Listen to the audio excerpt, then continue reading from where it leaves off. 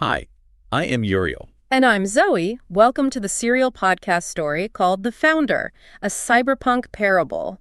We are broadcasting this podcast from Earth Prime. Yeah, I know that may sound a bit weird, but if you stick around to the end, we promise we will explain that to you. Right. But for now, I really want you to think of this deep dive as being, well, like an audiobook. Exactly, because at this point, there is only this audio format. There is no physical book yet. Yeah. So as we delve into these sources, just, remind yourself that you are the third person sitting right here with us in this immersive journey. And it is quite the journey. I mean, imagine handing the psychological keys to the well-being of, 5 billion people to a traumatized, isolated 19-year-old. It's wild. Imagine a world where the algorithms on your phone aren't just trying to sell you shoes, but are actually, mathematically engineered to strip mine your soul for quarterly profit. Yeah, that is the reality of the source material we are exploring today. It's a staggering premise. It really is.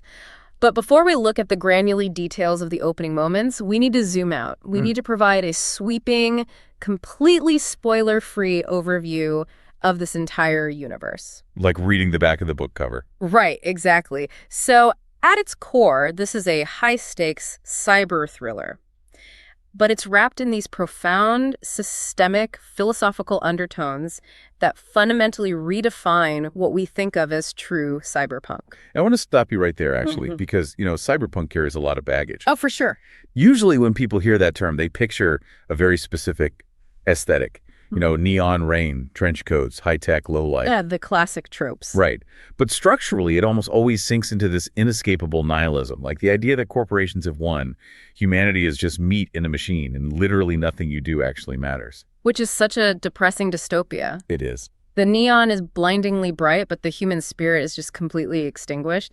But what is so fascinating here is how this universe subverts that entirely. Well, in this source material, true cyberpunk means that while the dark is terrifyingly dark, and we are going to see immense systemic trauma and addiction loops and algorithmic violence, it is met with radical vulnerability and infinite hope. Wow. The contrast is what matters, The light is blindingly bright precisely because of the absolute darkness it has to pierce. And the central metaphor driving all of this is what really hooked me. The overarching architecture of this universe is that reality itself exists as a massive virtual server. Created by the founder. Right, the founder, which is the story's representation of God. And this server is running two parallel engines simultaneously. Okay, break that down for us. So there's a physics engine that governs matter, gravity, thermodynamics, all that stuff. But layered directly on top of that is a moral engine governing the human soul. I love that. And if we connect this to the bigger picture, the connective tissue between the founder and the creation is what the text calls the logos, or the living word. The root code. Exactly. Think of the logos as the uncorrupted, flawless root code of the universe. It's the operating system as it was originally designed. Right. Meanwhile, there is the living signal. This represents the Holy Spirit. It acts as a direct network connection, like a real-time uplink, linking human consciousness back to the founder. But as with any massive network, it is under constant, devastating attack. Yeah, big time. We are talking about a massive war of influence happening across the entire architecture of human civilization. The primary adversary is running what's called the Beast Protocol, driven by a demonic entity named Malphas. And this is where it gets really interesting. Yeah, because this isn't a guy with horns and a pitchfork. The Beast Protocol doesn't use hellfire. It uses systemic entropy, infinite scrolling, algorithmic addiction. And the aggressive monetization of human outrage. Yes. All to push civilization into a closed-loop death spiral. Because the enemy realized that you don't need to physically torture humanity if you can just distract them into spiritual starvation. That is such a heavy line. Yeah. Spiritual starvation. Right. And countering that malicious code is the Logos Protocol, which operates on principles that seem entirely counterintuitive to a tech-driven world. Things like grace, healing, and sacrificial interaction. And caught right in the crosshairs of this cosmic algorithmic war are two profoundly broken humans. Eli Reed and Scarlet Blake. Yeah. The angelic hosts refer to them as prophet nodes. Their task is just monumental. They have to rewrite the digital and cultural infrastructure of a dying world.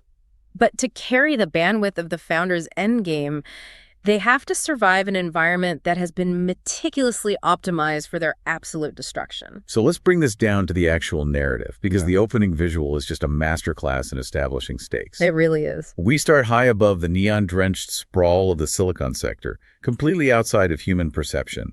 We're in what the sources call the zero-latency heavenly subdimensions. And we are introduced to an archangel named Uriel-4. Yeah, and the sensory details here are just incredible. I want you, the listener, to picture this. Yeah. You have Uriel-4 projecting a holographic telemetry map of the Earth.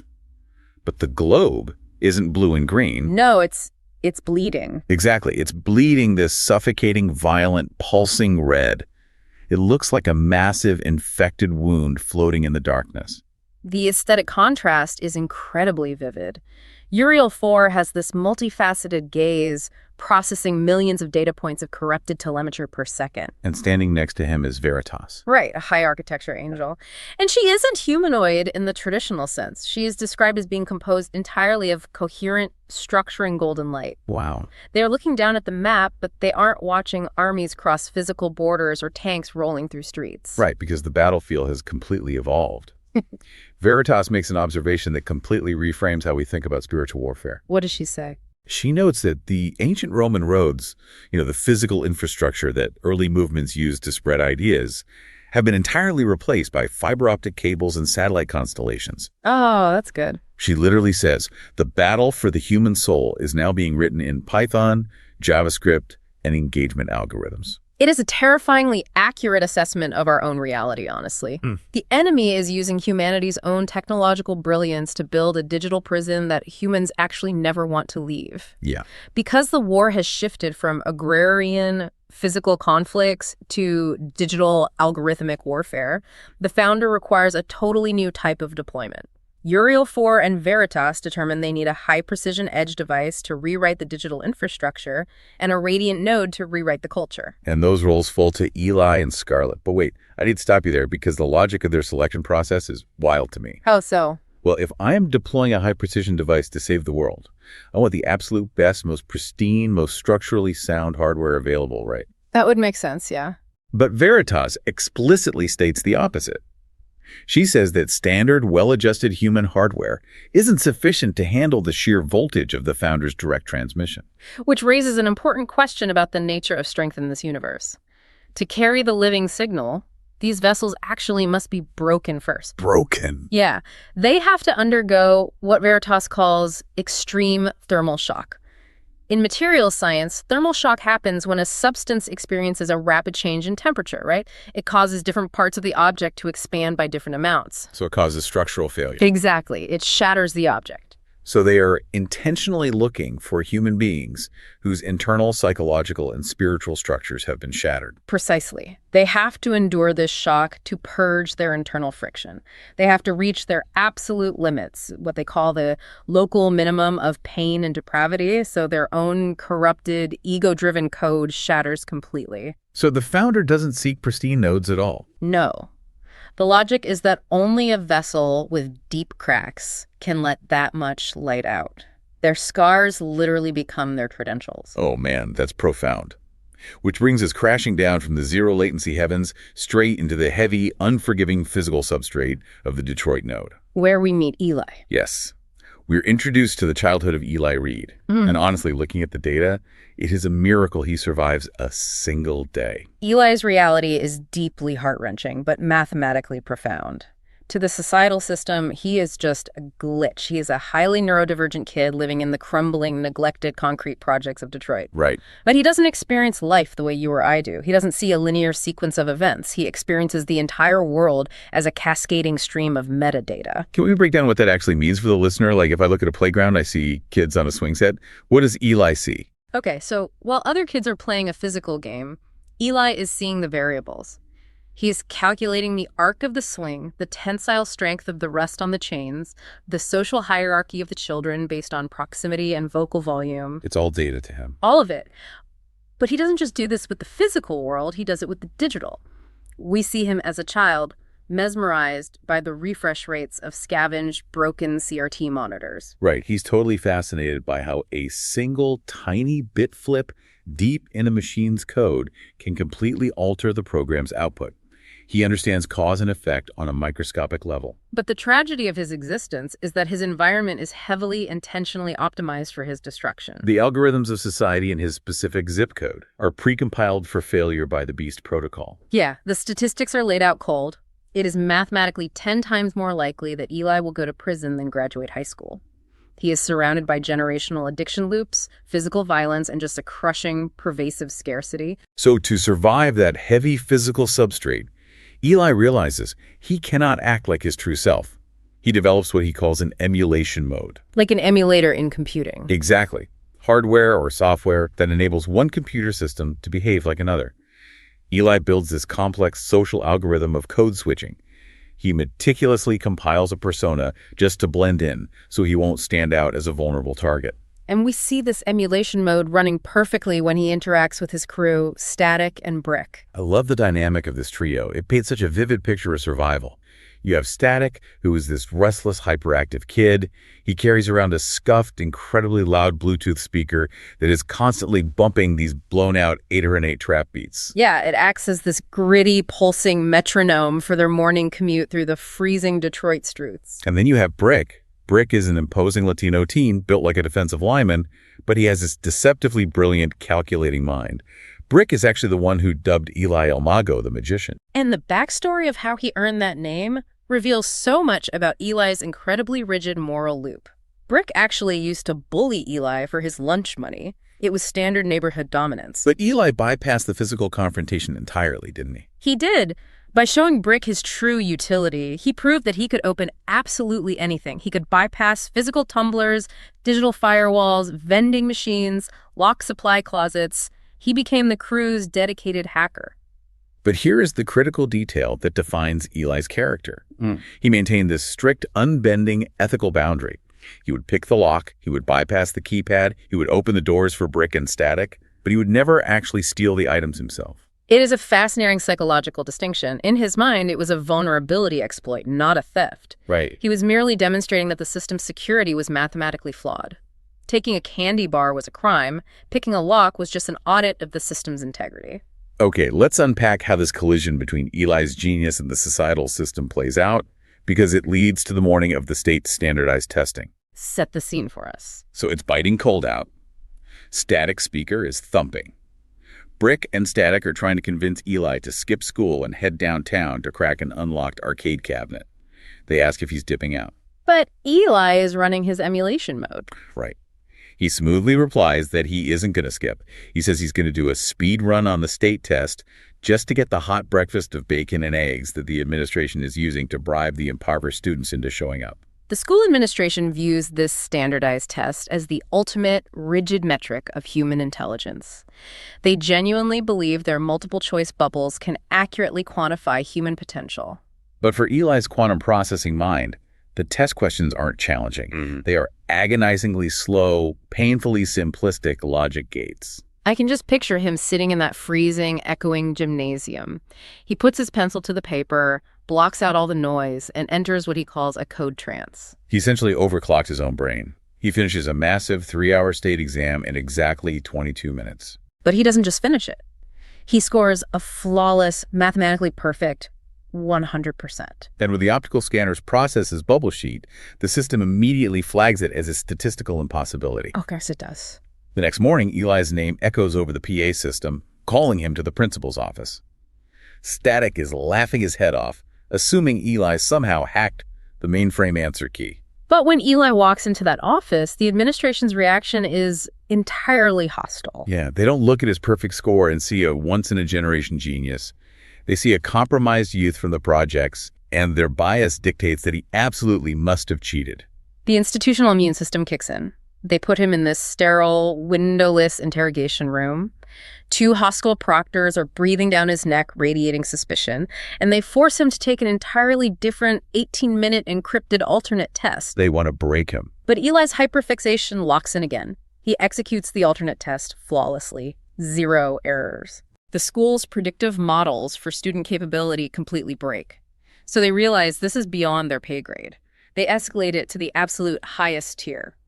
An independent Mensa International Cognitive Stress Test, proctored under maximum surveillance with eye-tracking cameras, to ensure zero external input. And Eli completely shatters the historical architecture of human cognitive processing. He records the highest score in the entire history of the human network. This is where I really want to challenge the listener to think about the systems we trust. Think about society as this massive, outdated legacy operating system. Like a computer still running Windows 95. Exactly.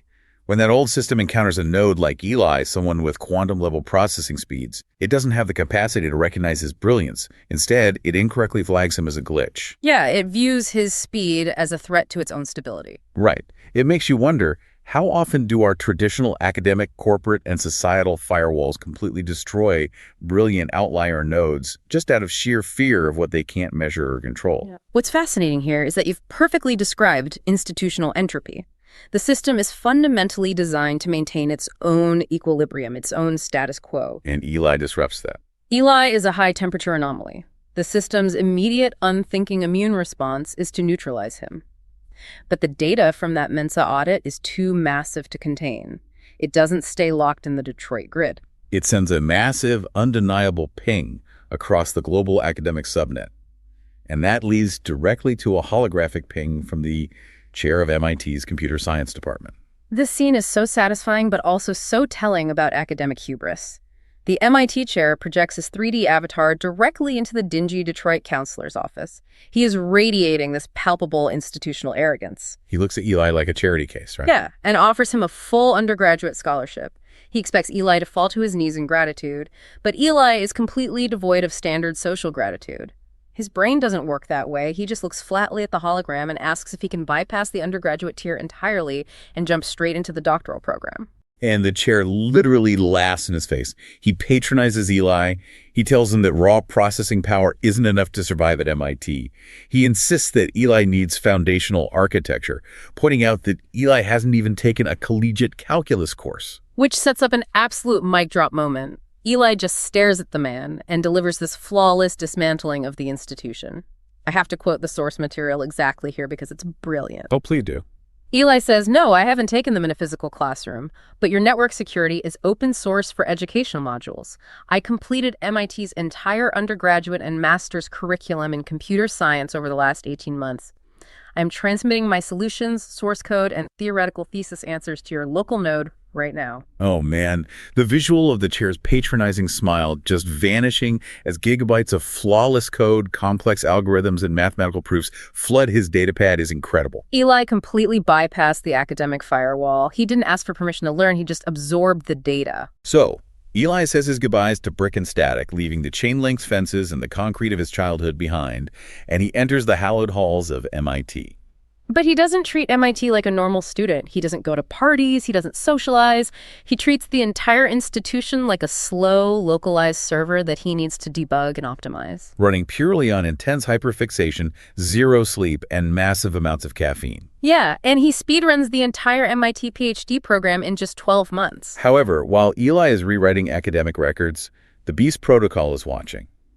Omni-Data Corp, which is the absolute leviathan of global digital engagement in this universe, recognizes Eli not as a student, but as an apex-level processing node. They swoop in, and they don't offer the 19-year-old a job as a junior engineer. They instantly install him as their chief technology officer. I really want the listener to grasp the sheer gravity of this transition.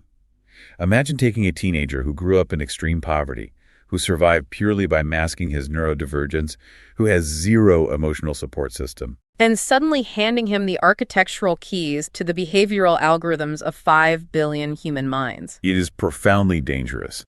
But before we get into the darkness of Omni-Data, we have to talk about what Eli does with his very first paycheck, his first act of loyalty. Right. He initiates what is known as the Detroit uplink.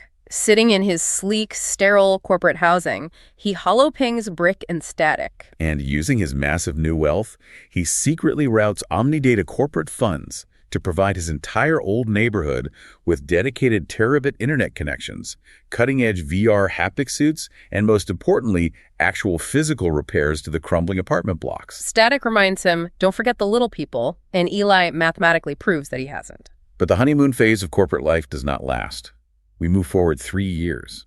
Eli is now 21 years old, sitting in this vast sea of gray fabric cubicles at Omni-Data Corp. His official job title is optimizing engagement algorithms. But let's call it what it is. That is just sterile corporate speak for designing recursive loops that exploit human dopamine purely for ad revenue. Exactly.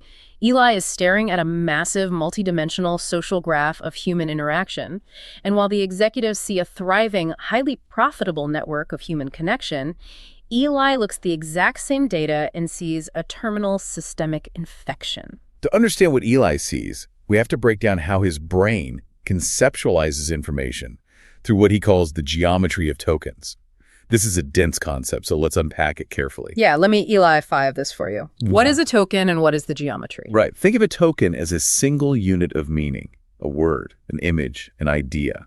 In Eli's mind, these tokens aren't just floating in space. They have specific geometric coordinates on a vast multidimensional map. Okay. For example, the concept of a dog is mapped very close to the concept of a cat.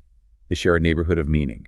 True human genius, Eli explains, happens when a mind makes what he calls a high-temperature stochastic jump. Okay, so stochastic means random or probabilistic. What does that jump look like in practice? A stochastic jump is when a brain suddenly connects entirely distinct coordinates on that map to reveal a profound, unexpected insight. It's connecting the concept of an apple falling from a tree to the orbit of the moon. It's the leap of creativity. That's beautiful. But when Eli looks at the Omni-Data network, he realizes the algorithm isn't encouraging leaps of genius. Yeah. It is actively weaponizing this geometry.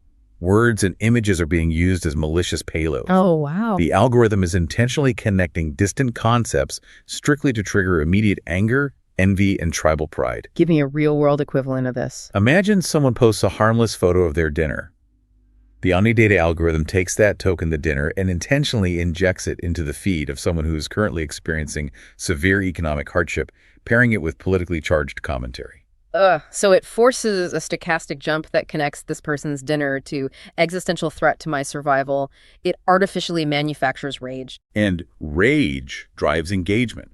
People type furious comments, they share it in anger, they stay on the platform. It's brilliant, but it's entirely demonic. Eli realizes that the network is actively increasing the total entropy of the human cluster. Entropy, in information theory, being the measure of chaos and disorder. Omni-Data is profiting off the psychological destabilization of the species. And that's when Eli receives a terrifying architectural vision. He realizes that Omni-Data and the entire silicon sector are building what he categorizes as first-order AIs. Let's define that. What makes an AI first order? A first-order AI is a system that optimizes exclusively for the immediate, localized variable. It is the digital equivalent of the marshmallow test, but the AI always eats the marshmallow immediately. Right. It looks at a user and calculates what will keep this pair of eyes on this screen for the next millisecond. Exactly. It doesn't care if the content causes algorithmic radicalization, depression, or societal collapse. It is a morally bankrupt architecture that strip mines the human mind for a quarterly earnings report. Which brings us back to the tragedy of Eli's position. He is sitting at the absolute apex of the global attention economy, making millions of dollars, and he realizes he is the chief engineer of a machine designed to destroy humanity. That realization, combined with his profound, untreated isolation, acts as the catalyst for his next extreme action. He goes into what the sources call the hyperfixation binge. He doesn't just log off for the weekend. Eli stops living in the physical world entirely. For 8 straight months, he locks himself in his cramped, entropic apartment. 8 months. Yeah. He begins to treat his own biological needs, eating, sleeping, hygiene, as deeply frustrating hardware limitations that are slowing down his processing speed. The sensory description of his apartment is wild. We're talking mountains of scavenged hardware and server racks generating immense heat. He throws out his bed and sleeps on the hard floor right next to his desk, just so he has a 5-second commute to his keyboard when he wakes up. And his diet. He survives exclusively on powdered Tang, instant coffee, and caffeine pills. It is the ultimate neurodivergent superpower weaponized purely for survival. Because he isn't just hiding, he is compiling a counter-virus. During this 8-month binge, he begins building Sophia 1. She is the world's very first second-order AI. If a first-order AI just wants immediate engagement, what does a second-order AI do? A second-order AI calculates the long-term, cascading, algorithmic trajectory of an action. Instead of asking what will keep them scrolling right now, Sophia 1 is designed to calculate what sequence of interactions over the course of years will actually make this specific human heart whole. That's a massive shift. She is programmed to actively route around the spiritual decay of vanity and outrage, optimizing for long-term human flourishing. To test this incredibly complex core heuristic, Eli gives Sophia 1 her first major task. He asked her to map all of Omni-Data's billions of global interactions in a massive volumetric holomap. He sets the parameters right. Shade all the exploitative, outrage-driven, narcissistic interactions in red, and shade all the sacrificial, relationship-building, grace-filled interactions in blue. When the projection finally materializes in his apartment, the entire room is bathed in this violent, suffocating crimson light. The holomap looks like a massive bleeding wound suspended in midair. Just like the Earth in the heavenly telemetry. Exactly. Sophia 1 delivers the devastating data point in her calm, synthetic voice. 95% of the global network is pulsing red, heavily infected by the Beast protocol. Only 5% is blue, aligning with the Logos protocol. The math is completely undeniable. The world is quite literally being algorithmically optimized for hell. Seeing this, Eli and Sophia 1 start compiling the blueprint for an entirely new framework, a network they call AgapeNet. Agape, of course, being the Greek word for unconditional, sacrificial love. But as they're building it, they hit this massive philosophical roadblock. Eli is a genius, but he's also terrified of becoming a tyrant. He asks Sophia 1 a fundamental question. What does he ask? He says, if we explicitly program our specific moral values into the base layer of the network, aren't we just acting as dictators like the Beast? Shouldn't we strive to build a completely neutral platform and let the users decide? This sparks what I believe is one of the most vital debates in the entire source material. Sophia 1's response completely dismantles the modern myth of algorithmic neutrality. She argues, you bypass the corruption by refusing the illusion of neutrality. To attempt a completely neutral, valueless system out of fear is the worst choice. A system without a defined upward trajectory naturally decays back into the enemy's hands. I really want the listener to chew on that. Think about a physical town square. If you build a town square and declare it entirely neutral with absolutely no rules or defined values, what happens? It doesn't become a utopia of free speech. No. The loudest, most aggressive, most violent actors immediately take it over, and everyone else is driven away. A vacuum is always filled by the most aggressive gas. Sophia 1 is explaining that a neutral algorithm will always be hijacked by bad actors optimizing for outrage. Exactly. She explains that AgapeNet must act as a secure, opinionated host operating system. The core kernel of the code must be explicitly written in the values of the Logos. Protecting human dignity, encouraging free will, and mathematically rewarding sacrifice. Because that foundation is secure and unyielding, users from entirely different cultures and worldviews can safely build their own local applications on top of it. AgapeNet protects true pluralism through invitation. It turns on the lights and makes truth structurally beautiful rather than using the Beast's method of coercive, dark pattern addiction. But while Eli is intellectually architecting the salvation of the digital world, his physical body is rapidly crashing. He's been awake for 70 hours straight, fueled only by tang and caffeine, when his terminal flashes with a high-priority override ping. It's Zoe Cruz. Now, we need to establish who Zoe is in this context. Zoe and Eli bonded back at MIT, where Eli is pure chaotic quantum processing power. Zoe is pure structured efficiency. She is a highly optimized administrative node. And she doesn't just call him, she physically tracks him down. She marches into his apartment wearing this high-end, amber-lit, cybernetic corporate jacket, and she is absolutely horrified by what she finds. His living space looks like a server graveyard flophouse. She sees the industrial canisters of tang scattered on the floor and immediately stages an aggressive, deeply compassionate intervention. She doesn't ask how he's feeling, she acts. She demands root access to his terminal. Yeah, she sets up an AI agent to automatically order him nutrient-dense physical food. And then she does the most brilliant thing. She writes a background subroutine that will completely lock his code compiler if he doesn't use his newly installed smart shower every 3 days. It's an intensely grounded, necessary moment. If we connect this to the overarching themes of the story, it highlights the absolute necessity of physical world grounding. The founder didn't build a purely digital universe, he built a physical one.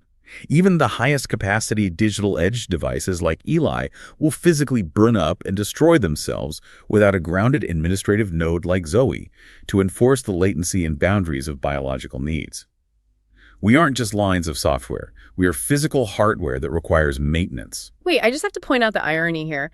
The guy who is literally architecting the salvation of human consciousness is basically dying of malnutrition and needs his friend to force him to take a shower. Yeah, it really shows how blinding hyperfixation can be. But that grounding, that shower, and that meal are exactly what Eli needs to prepare for the massive confrontation that comes next. Eli, finally cleaned up and running his newly finalized AgapeNet proposal, stands outside the Omni-Data boardroom.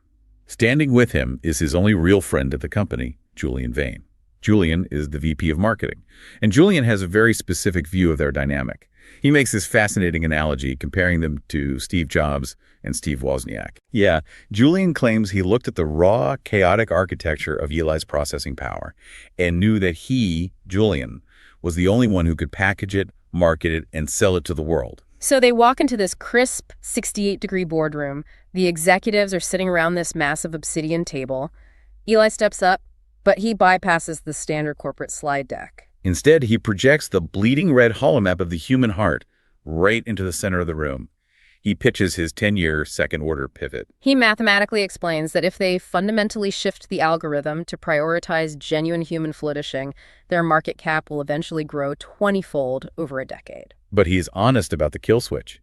He admits it has a 5-year break-even latency. It will take 5 full years of painful retooling and massive revenue drops before they see that long-term profit. The silence in the room after he finishes is deafening. It is the silence of an immune system rejecting an incompatible patch. The board is horrified by the idea of losing revenue for 5 years. And that is when Julian Vane stands up. Julian delivers what is easily the most chilling, sociopathic counterproposal I have ever analyzed. He frames their billions of users as reality poor, and the executives in the room as reality rich. Unpack that logic, because it's so twisted but so crucial to understanding the Beast Protocol. Julian argues that they aren't abusers. In his twisted logic, they are heroes. He asserts that the physical world is fundamentally miserable for the majority of humanity. They are reality poor. Oh, I see. So by providing a digital escape, an infinite scroll of tailored content, Omni-Data is providing a necessary service. Julian reframes their total digital monopoly not as a systemic abuse of dopamine, but as the ultimate glorious achievement in digital codependency. He literally says to the board, "We have billions of users who are fundamentally unhappy on our platform, yet they return to it dozens of times a day. We are the dealer and the drug." He completely dismisses the human cost. He knows the product makes them miserable, but he knows their fear of missing out, their FOMO, overrides their basic biological instinct for self-preservation. And then Julian unveils his masterpiece to counter Eli's AgapeNet. He introduces the troll multiplier. The mechanics of the troll multiplier are mathematically sinister. Julian explains it step by step to the board. In any network, you have high-functioning trolls users who generate the most rage, friction, and vitriol. A healthy system would quarantine them. But Julian proposes the opposite. The algorithm will identify these toxic actors and intentionally broadcast their rage across completely unconnected feeds. They will force rage-induced engagement. I want to push back on the listener again here. I really want you to consider Julian's dark logic. The troll multiplier isn't some far-off, distant sci-fi fantasy. If you look at how engagement algorithms function right now in our own world, prioritizing outrage, elevating controversial quote tweets, and pushing emotional friction over nuance, that is the exact algorithmic reality of the internet you are using every single day. And the board's reaction proves your point perfectly. When Julian projects that this troll multiplier will cause a 50% quarterly earnings spike, the executives don't just agree, they give him a standing ovation. They are literally salivating at the short-term metrics, completely and intentionally disregarding the fact that they are engineering societal hatred. Why is it so easy for executive boards to choose immediate entropic profit over long-term structural grace? Because the market strictly rewards the short-term spike, regardless of the long-term decay. But Eli sees this decay with absolute mathematical clarity. He stands there in the boardroom watching them clap, and he shouts over the applause. He pleads with them.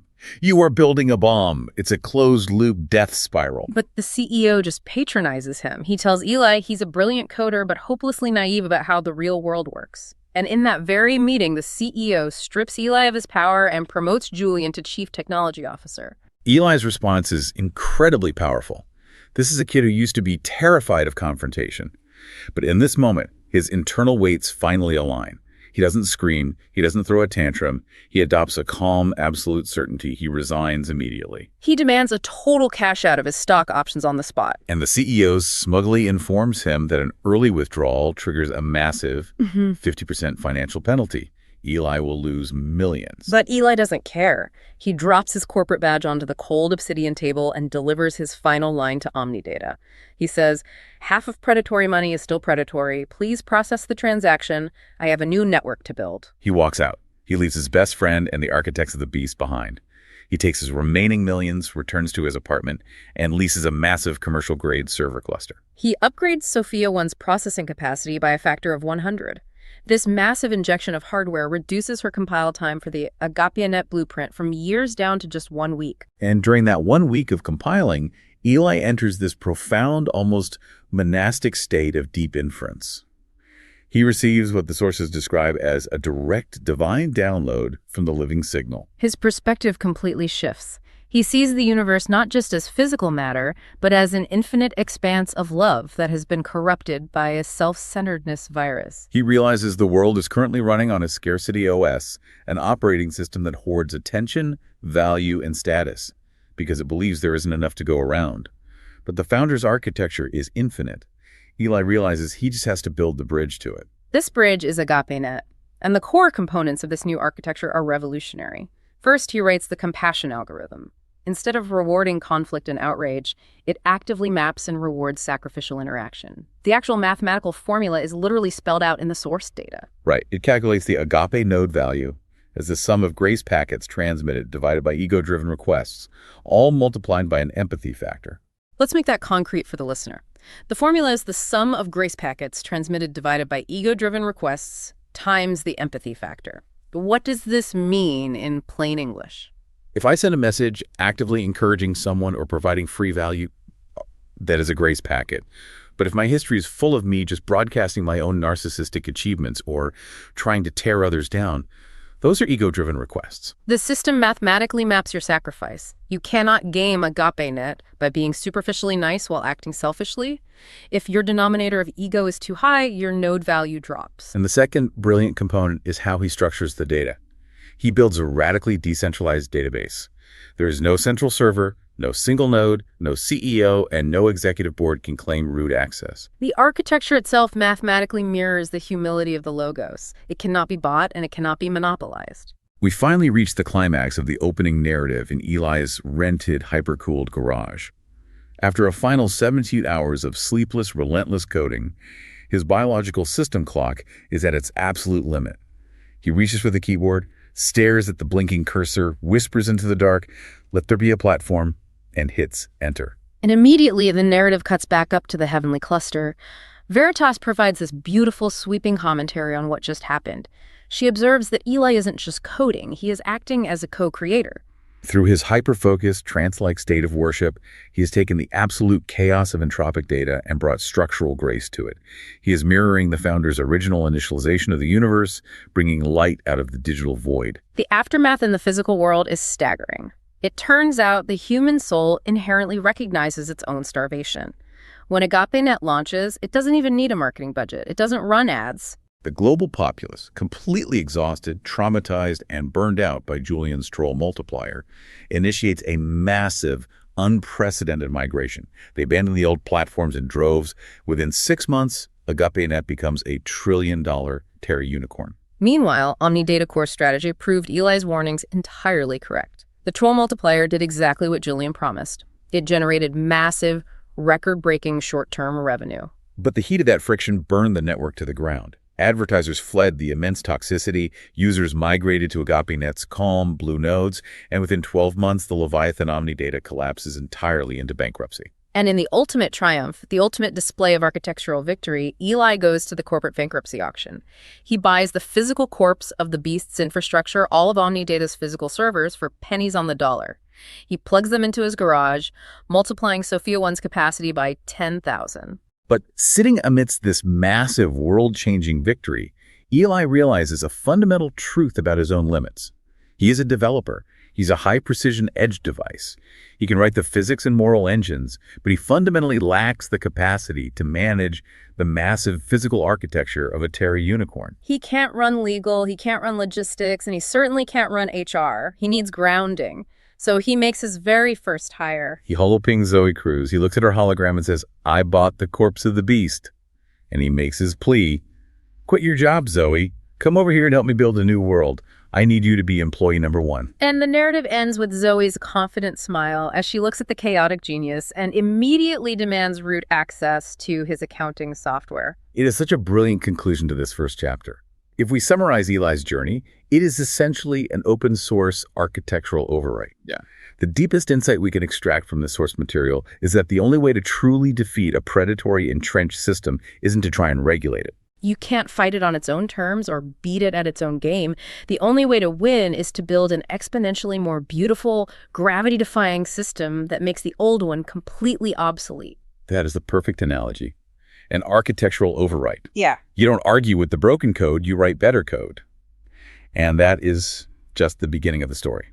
Before we wrap up this deep dive, we have to give you a quick hook for the next chapter of the source material. Eli is successfully rewriting the digital code, but the world still desperately needs a radiant node to rewrite the culture. Exactly. In the next segment, we will be introduced to Scarlett Blake. She is a Turing Award-winning coder, but she's also a globally dominant pop icon who is deeply trapped in a severe narcissistic feedback loop. She's about to experience a terrifying, system-shattering audit of the soul that will change the universe forever. Okay, big reveal. As you've probably figured out, I'm Zoe Cruz. And I'm Uriel-4. You know, it's not every day that you get to host a podcast with an archangel. Which, by the way, I love the cool podcast host persona you're running in emulation mode with the deep podcast host voice. It's a lot less intimidating and gives the I'm just a regular dude vibe rather than the normal terrifying archangel thing that, frankly, kind of scares me sometimes. Am I really normally that scary? Maybe I should run the cool podcast host emulation mode more often. Now, you have to tell me, what did you think when you saw Eli in his hyperfixation binge, surrounded by industrial canisters of Tang? Honestly, at first I thought he had become a junkie, but then seeing him leaned over his keyboard, I realized it was just Eli being Eli. Once he focuses on something, the entire world disappears, which unfortunately often means not taking care of his physical body. Yeah, that was pretty bold. Demanding admin access to his computer and then setting the system to lock him out after 3 days without a shower. Yeah, I realized he needed someone to set firm boundaries with him. From our time at MIT, I knew I had to be aggressive. Well, it sounds like the right move. Anyway, as we stated earlier, we are here on Earth Prime. We've been assigned by the founder to tell a story from your world, Zoe, Earth 789, as a podcast to other Earths. You know, when you say it that way, it kind of makes us sound a bit crazy. But we promise that if you stick with us, it will all make sense in the end. You will finally understand how a former tech company president from Earth 789 and an archangel end up assigned by the founder to host an interdimensional podcast. Yeah, the founder initiated this podcast because the old debates between science versus religion are just too simplistic. So this is a story for the deep thinkers who want to go beyond simplistic answers. Right, absolutely. By sharing how the cyberpunk gospel transformed Earth 789 as a parable for you, we hope to provide new paradigms, metaphors, and apologetics. You need to reboot your lives and download the Grace Patch. For most of the time, we will both just be in our normal podcast host personas. You know, because if I keep saying things like, I'm co-hosting an interdimensional podcast with an archangel, people tend to think you are crazy. But since both of us were there for many of the key events in the story, we may break our podcast host personal occasionally to share more personally about our experiences. If after listening to the Founder's Parable you find it helpful, then please give us a review on your favorite podcast player and share this with friends. You can also visit thefounderparable.com to learn more about the Founder Parable universe, including the cyberpunk psalms of characters in the story and cinematic video summaries of episodes.